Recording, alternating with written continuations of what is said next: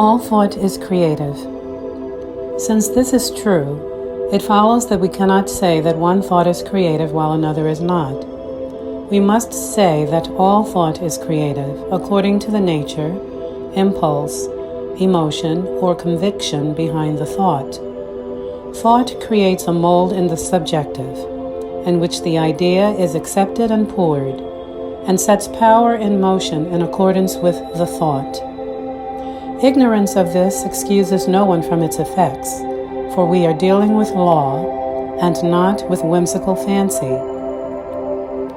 The conscious mind is superior to the subjective and may consciously use it. Great as the subconscious is, its tendency is set in motion by the conscious thought, and in this possibility lies the path to freedom. The karmic law is not kismet. It is not fate, but cause and effect. It is a taskmaster to the unwise, a servant to the wise. The road to freedom is not mysterious. Experience has taught us that the subjective tendency of this intelligent law of creative force may consciously be directed and definitely used. This is the greatest discovery of all time. There is no mystery here, but a profound fact and a demonstrable one. The road to freedom lies not through mysteries or occult performances, but through the intelligent use of nature's forces and laws. The law of mind is a natural law in the spiritual world. But what do we mean by the spiritual world? We mean the word of conscious intelligence. The subjective is a world of law and of mechanical order. In our lives, it is largely a reaction, an effect, a way. It is never a person, though it often appears to act as though it were one. Right here, many are completely misled, mistaking subjective impulses for actual personalities. This, however, is a field of investigation not fully to be considered here. The simplest way to state the proposition is to say that we have a conscious mind that operates within a subjective field, which is creative. The conscious mind is spirit.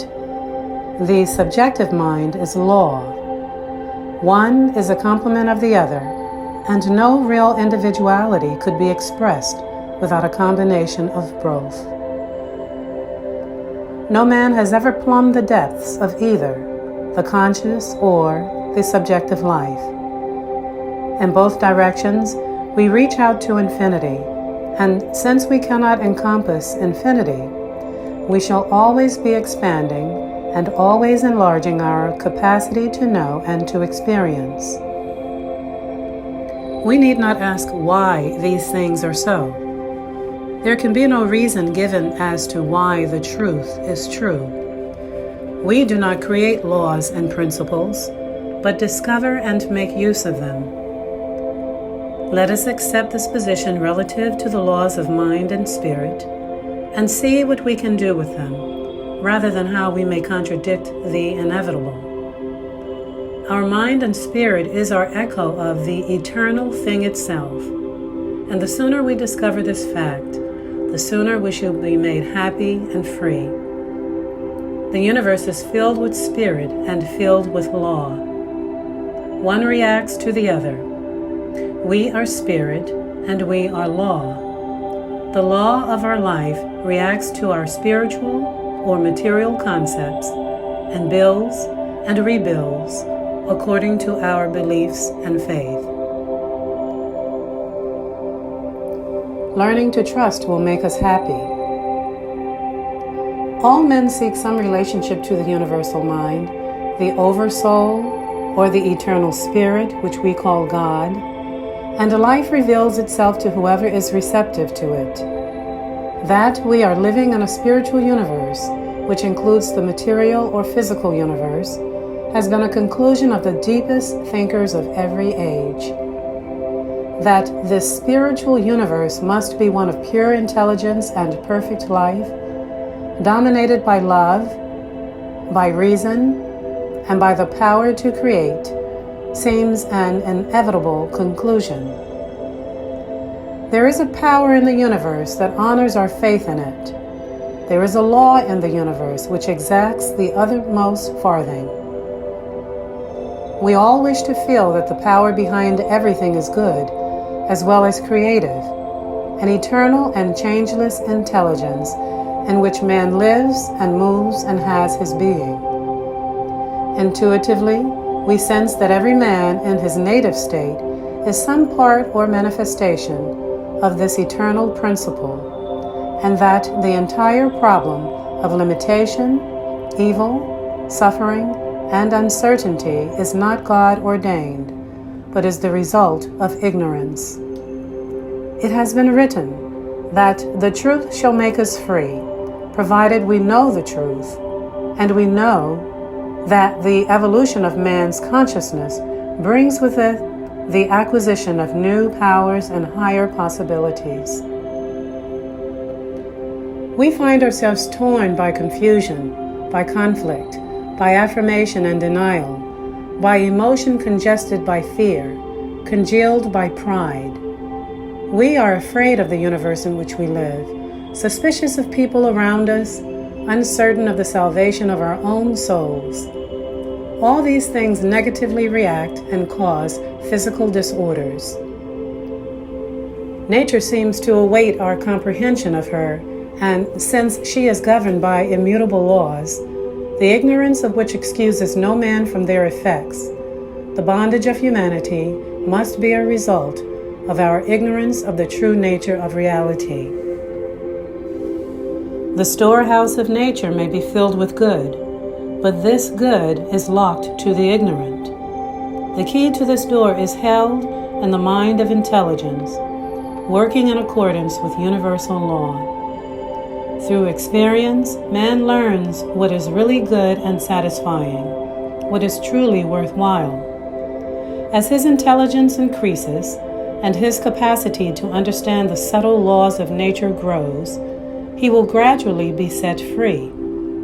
As he learns the truth will automatically free him.